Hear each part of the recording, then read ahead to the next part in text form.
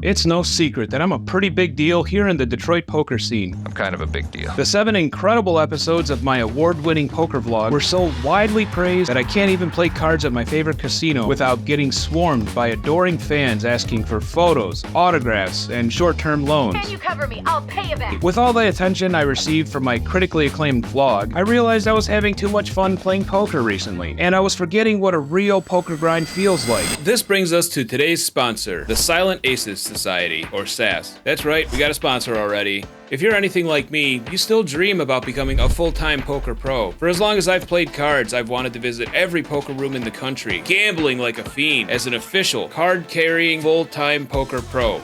Lady luck, put it on black! It's red. For decades, the only way to gain the title of full-time poker pro was by an invitation into the prestigious organization of poker celebrities, elites, and visionaries known as the Silent Aces Society. Revered by players worldwide, the SAS is the official and highest authority that recognizes and validates the greatest players of all time. Even though I'm not currently a member of the SAS, they did promote me to the rank of part-time poker pro back in 2018. I have 3 very powerful and famous Hollywood friends that called in some favors to hook me up. But let's say that you don't have the same celebrity influence from Ray Romano, Jack Black, or Stuntman Craig like I have. Well, I'm pleased to announce that the SAS has recently changed its rules to permit any ring event winner to submit an application for membership as a part-time poker pro or even a full-time poker pro. Just go to silentacessociety.com for more details. Anyone who has won a ring event in the past 20 years is eligible to apply online for entry and title. And this was great news because I won that ring event last summer. Once they reached out to me about this sponsorship deal, I immediately logged on and submitted my application for a full-time poker pro. And I don't know how long it's going to take, but we'll hear back from them soon enough. Additionally, the SAS is now selling high-end branded merchandise so that you can look good, feel good, and play good. Head on over to silentacessociety.com to place your order today. Use promo code PARTTIME for 10% off any merchandise purchase until November 1st. Now let's get back to the video. While I'm waiting for their decision, I reviewed my game, and for the last few weeks I realized I was playing horribly, and I needed to recalibrate in a distraction-free environment. So I decided to spend the weekends playing at King's Poker Room in Grand Rapids, where my celebrity status would go unnoticed and I could blend in with the everyman. But the night before my solo mission, I was crushed with the worst news imaginable. My wife decided she was going to tag along. Mike, is this the room that we're going to? In Grand Rapids? Why did she suddenly want to come? Maybe she wants to play more poker? No, she hates playing poker. Every time I tell her a bad beat story, she just says, okay, that's crazy. Maybe she just wants to get out of this dirty house. It's not even that dirty. I just vacuumed before the World Series. Maybe she finally figured out that my poker math segment is an elaborate ruse to hide how much money I actually lose playing cards. That can't be it because she never watches my videos till the end.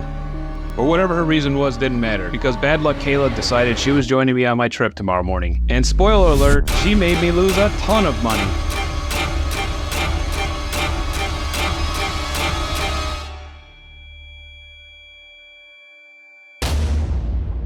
I did not want a chaperone nagging me on my gambling trip all weekend. So the first thing Friday morning, I made a desperate bluff to convince her to stay home. Can I get the biscuits and gravy? Have a good day. Man, that biscuit's hard as hell. They finally. That's right. I ordered biscuits and sausage gravy off the Wendy's breakfast menu and I ate it right in front of her. Whole pieces of sausage meat. Call you Bluff. My stomach groaned loudly with each bite of that revolting, putrid filth, as if to announce to her, save yourself, stay home. But it didn't work. Unfazed by my threat of chemical warfare, she finished loading the car and we were on the road.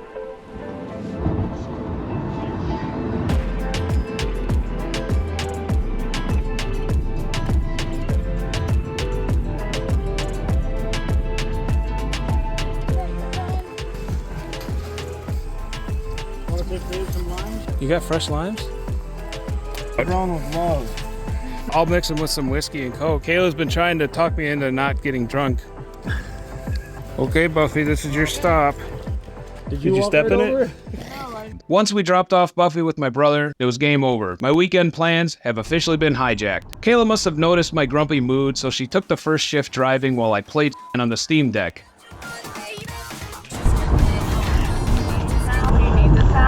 It's a hip-hop game, Kayla. You have to do your skate tricks to the beat. You need your Yes! Yes, I do. 90 minutes flew by and suddenly we were stopped in East Lansing to charge the car, but we decided to also grab some lunch. As soon as I stepped outside, a ton of memories came flooding back to me from the 2 amazing years I spent as an undergrad at Michigan State. This is where I started my poker journey in 2004. I played Holdem in the dorms or at the frat most nights until probably like 4 a.m. Hey, I don't remember saying that. This was the most fun I've ever had in my life, and despite what my guidance counselor thought, it was completely unrelated to why I failed all of my classes and dropped out in 2006. Anyway, I really enjoyed walking around outside. I watched Kayla's hair blow carelessly in the breeze. I started to think that maybe this trip wouldn't be so bad after all. I told Kayla to pick wherever she wanted to eat because I'm just happy to be here, together. Don't hide behind me. I had to clear the hole. She stopped at a bar called Beggar's Banquet, pointing out that their menu had 4 kinds of mac and cheese. They got mac and cheese? Oh yeah, they got a lot of mac and cheese. And even though that awful Wendy's breakfast I ate 2 hours earlier was still tearing up my insides, I was ready to push through the pain and try a new mac and cheese dish. As soon as we got seated, everything changed. Kayla ordered a Mick Ultra and immediately complained about how tired she was and reminded me that I promised to drive next, so I shouldn't drink too much during lunch. And that's when the waitress returned to deliver the bombshell. There was no mac and cheese today. Where's the mac and cheese? After Kayla apologized several times for lying to me about the mac and cheese, we made our way over to Hopcat for a real lunch.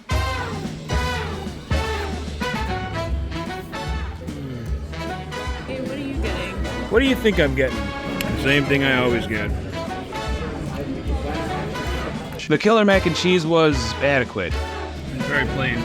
It certainly wasn't worth the title of Killer Mac, but the mac and cheese was edible. It wasn't nearly as bad as the brisket tacos that Kayla ordered though, which seemed to be more like dollar store jerky than anything that resembles brisket. The cosmic fries were great, but unfortunately, they weren't good enough to make up for the rest of the food. I was starting to get grumpy again. Kayla felt so bad about ruining lunch that she even let me order a glass of wine if I promised I wouldn't be too sleepy to drive the rest of the way to Grand Rapids. Okay, 1 glass of wine won't make me too sleepy to drive. The 3 shots of free whiskey from Meyer did make me too sleepy to drive, but that wasn't my fault. Kayla kept telling me I couldn't drink that much, or I shouldn't drink that much. Anyway, while we were stumbling around Meyer, we bought some snacks, a clean shirt, and a wedding card for my friend Dave, who was getting married Saturday. Dave and I have been friends for almost 30 years, and since I was feeling nice and tipsy, I gave him $500 of my gambling bankroll just to be a baller. Kayla was not impressed by my generosity. So excited. I think it's because she wanted to gamble with that money, or maybe that's just the look she makes when she has to drive the rest of the way to the hotel. Whatever, I'm too drunk to think about that now.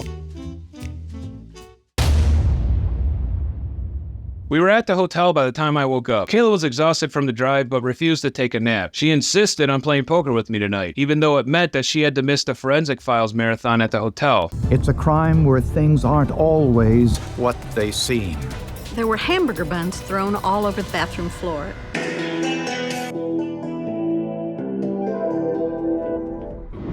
About 5 minutes away from King's Poker Room, a broken down train blocked the street and we had to find a detour. And I normally consider these events to be bad omens and I'll refuse to gamble that night. Every time I can remember playing after a bad omen, I lose unspeakable amounts of money. It sucked that I drove this far already, but I decided to turn around and watch the Forensic Files marathon at the hotel instead of playing poker tonight.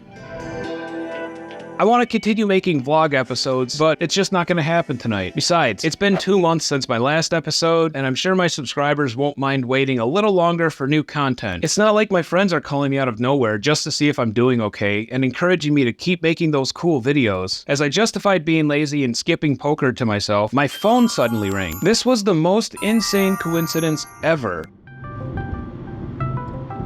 Hello? Well, hey, Mike, it's JB. Hey, what's up, man? I was just calling. I just haven't seen no content in a while. Dude, your content is amazing, and I'm sitting here and I'm like, okay, it's been a couple weeks. I'm working on one right now. I want to make sure that there's somebody that calls and tells you, Mike, please don't stop. It was my friend JB, and he was just calling me out of nowhere just to see if I was doing okay and encouraging me to keep making these cool videos. No, I appreciate that, yeah. I got a bunch of ideas for 1 video a month for the rest of the year. That would be perfect, dude. Adding the Dragon Ball Z character. When you did the video about how he was bitching, man, no one wants to hear about how you run bad. Everybody runs bad at poker. Real men were very bad. Yeah, I appreciate that. I got some stuff in the works. I'm actually just about to pull up to King's Poker Room is what it's called. I hope you do well, and I hope you get some awesome content. Appreciate it. Take it easy. Good luck, Mike. Later. Bye.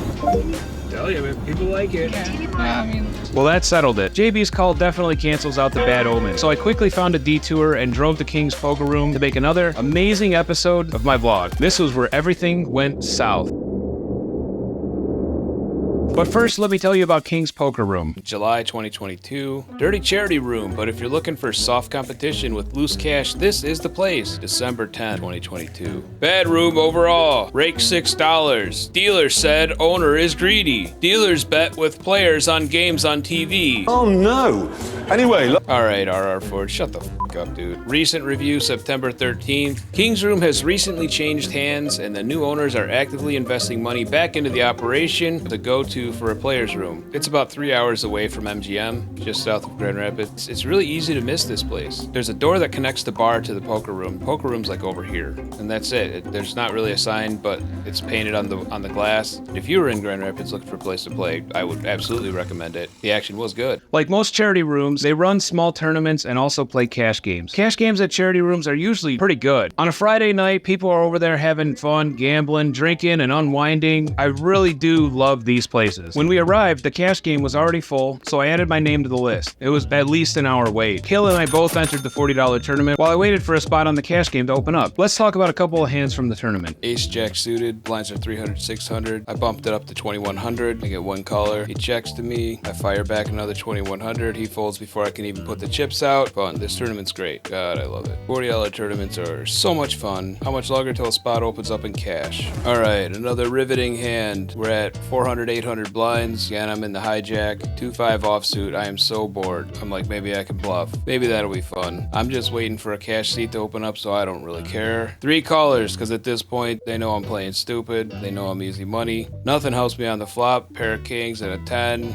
I mean, I got 2-5. What am I hoping for? I throw out a bet. 2 more callers. And then I noticed the dude checks kind of suspiciously, and I decided not to barrel into it. As I expected, that suspicious check did come with consolation prize. One of them had a king. The hand is stupid, okay? I didn't have a lot to talk about. I don't even know why I'm leaving this in. That was one of the last tournament hands I played because when I got called for the cash table, they told me if I wanted to play cash, I had to abandon my tournament stack right now. Oh no! Anyway, I bought into the cash game for $400 because it was already pretty deep. This game was great. Everybody straddles on their button, there's double board bomb pots every 30 minutes, and everyone offers to run it twice even when they're way ahead. It's just a bunch of wild and crazy, degenerate gambling fun. And while I was getting a feel for the table, I noticed that Kayla was doing really well in the tournament. And thank God, because the last thing I wanted was for her to lose early and immediately come ask me if I'm ready to go. So let's review the disaster of this cash game. I'm on the button and everybody straddles the button. I lost a little bit from my $400 buy-in, but it's a big action table. We're having fun. Ace Jack suited on the button. I gotta bump it up to 40. I get action by a big stack. On the flop, we get top pair, 2 spades. He raises into me. I call his flop bet. Turn comes queen of hearts. He's first to act. Mr. Action Man jams all in. I'm not gonna run away from it. If he has ace king, ace queen, God bless him. I've still got the nut draw. If I hit a spade, I'll hit the flush. I don't even think about it. I absolutely call immediately. And bam, I hit my flush on the river, but it also pairs the board. And that's important because, of course, he had king queen. I have no one to blame but myself for this because I did not raise him on the flop. When he raised me 55, I should have re-raised him huge. But I didn't because I got greedy. So he wiped me out in one hand. I ran out to the car to get some more cash. Rebuy 200. After a few hands, I get pocket queens in middle position. I just call the $6 straddle because I'm expecting the button to raise. That's exactly what happened. We get 1 fold, 1 call, and then I call. 4 of us see the flop. A 10 high board, big blind checks to me, so I jam 150 all in. Low jack re-raises. The 3 of hearts comes on the turn, and the ace of diamonds on the river. I show my queen. Oh, he has 2 pair by the end. Great. Well, I ain't gonna quit now. The action is great. I run back out to my car and grab another $200.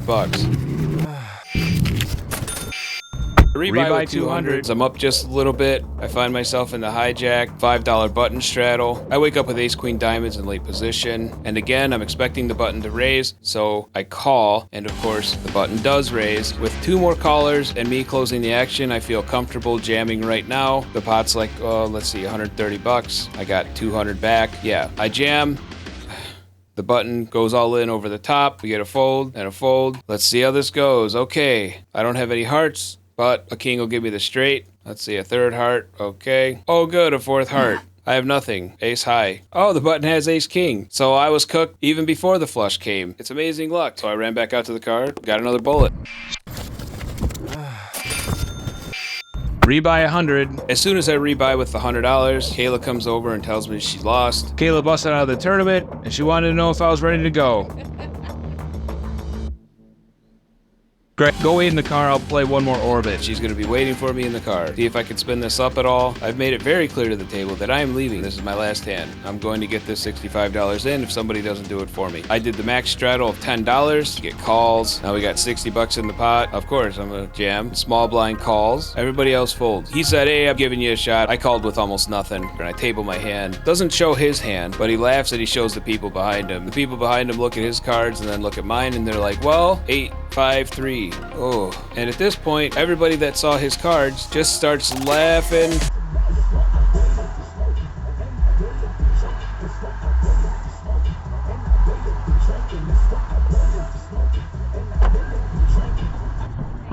I knew Kayla felt terrible for being a jinx and make me lose $1,000, so I wanted to cheer her up. And I have a special nonverbal way of letting her know that all is forgiven and I still love you and we'll just skip Christmas again this year. And that is drive-through Steak and Shake.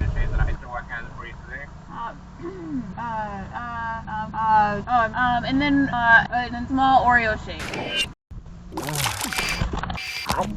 So we basically wrapped the night and went to bed full of disgusting fast food. I love the action and the pure gamble fun attitude. If Friday night was that good, then I absolutely wanted to return on Saturday and win my money back. But I wouldn't get another chance to play because of what happened the next day.